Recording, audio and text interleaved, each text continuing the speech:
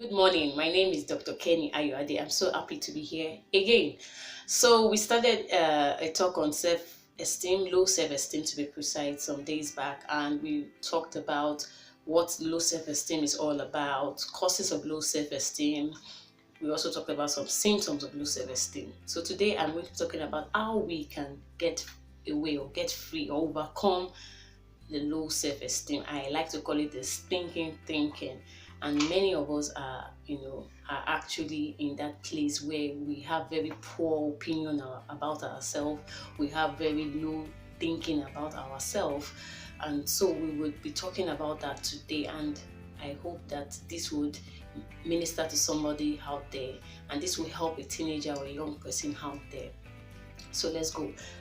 Now, we know that thinking has a lot to do with the way we perceive and what we view about ourselves. And some of the low self-esteem thinking we have gotten over the years are things that have been processed and kept in our subconscious mind.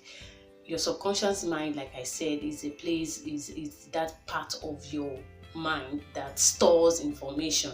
And so there are certain things that we grew up with unconsciously that have been stored there. And so having to unwire and reverse some of this negativity that our subconscious mind has over the time, over the years absorbed, will take a lot of work, diligent and deliberate intention. And one of the easiest way to do that is practicing gratitude. Oh my God, practicing gratitude. It's not as simple as it sounds because it takes you to be very diligent and deliberate about it. You will observe that, or you will discover that when you begin to practice gratitude, you see that you begin to have a better feeling about yourself because it opens your eyes to see what you have and see what you have achieved. Many times, because we are so much caught up with what we have not gotten yet, our eyes is so focused on the future that we forget the present. And it happens to everyone, both young and old alike.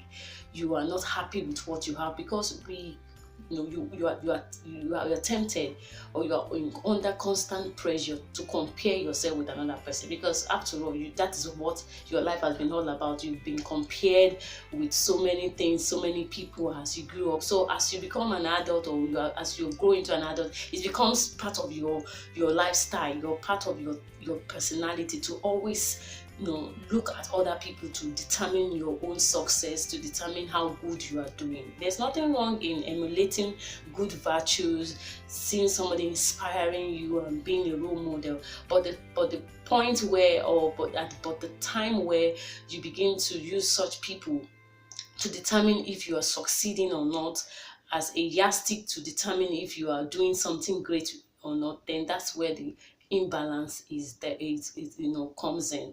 And so when you practice gratitude, it takes your eyes off whatever situation you are, and you begin to focus on the things you have. And when you focus on things you have, you kind of remind yourself that, wow, I have achieved this, I have done this, I have done this through the grace of God, of course.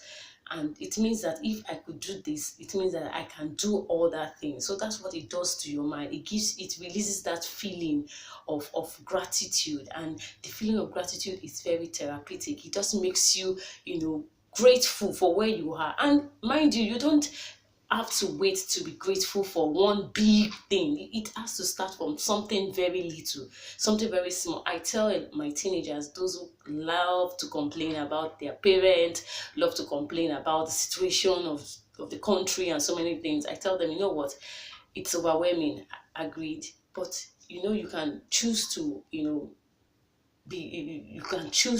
can choose to be grateful. You can choose to look at your situation from another perspective, and the best way to help you choose to look at that situation from another perspective is to look through the lens of gratitude. So begin to thank God for your parents. At least you have parents. They are not treating you nice, right? But they are there, they are alive. Okay, even if they are not alive, you have somebody in your life taking care of you.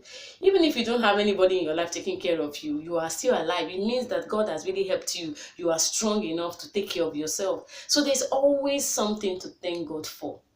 And that's a very good way to start rewiring your thinking. And so you begin to thank God for the little things. As you begin to appreciate God for those little things, You begin to appreciate yourself for the person you are becoming. It's easy to appreciate other people, but do you really appreciate yourself? Yes, there's a place of appreciating God, but do you really, after that, appreciate yourself? Encourage yourself in a way, because if you appreciate yourself, you will encourage yourself. That's what David did. The Bible says that, and David encouraged himself. So you get to a point where you now begin to not only, encourages you, you begin to appreciate yourself. Like, for example, Kendi, you're doing well, you did good today. After everything you went through today, you saw so many patients, and you went through a lot of stress to get to work. You still survived today. You survived today, Kendi. You did well. God bless you, Kendi. It's therapeutic. I know it sounds funny, but you're appreciating yourself. If you now can appreciate yourself, how much more will it be easy for you to appreciate another person around you? People who don't appreciate people around them, them don't appreciate themselves. You appreciate yourself. You appreciate your inner person. You appreciate where you are and where you are going to. It will be easy to appreciate God, who is in charge of everything. And so I want you to practice gratitude, and I want to leave us with an assignment, my teenagers, young people, anybody watching. It's going to take a process to rewire that ungratitude feeling, which is very, very hook on low self-esteem. But you can actually do it if you start today. So get a journal, get a book, get a pen, and write. Have a journal and write. Make it your gratitude book and write things you are grateful for. You can choose any style you want. At the end of a day's job, you can decide to write. I thank God for today. I did this today. Simple things. It doesn't have to be big things. I passed the test today. I was able to read 2 hours today. I laid my bed today. I was able to help my mom today. I was able to give that phone call today. Things that you have achieved. You write everything down every day. You write it down. You read it to yourself. It helps. It's very therapeutic. It begins to rewire your subconscious mind to begin to look out for things to be grateful for. Because when you now get used to it, you begin to appreciate yourself. And today, you appreciate yourself. Today, the next day, you want to really do things that you can sit back later and say, yes, I did this. And so I'm appreciating myself for this. So it keeps you moving, and you begin to do things that worthy of appreciation. And before you know it, it becomes a lifestyle. Okay, let me stop today. Tomorrow, I'm going to be talking about another thing we can do to help us think better and feel better. I hope this has been useful and be helpful to you. I would love you to, comment or, write us for any questions or any feedbacks from you. Let's know that, you are watching this and it's really blessing you. Teenagers out there, I want you to know that you're unstoppable. The world is waiting for you. Eyes have not seen, ears have not heard what God has in stock for you. So do not give up on yourself. Stand up and begin to challenge status quo. Begin to challenge those things around you that want to keep you low. You are unstoppable and you have all it takes to get there. I love you. I celebrate you. Jesus loves you best. Bye.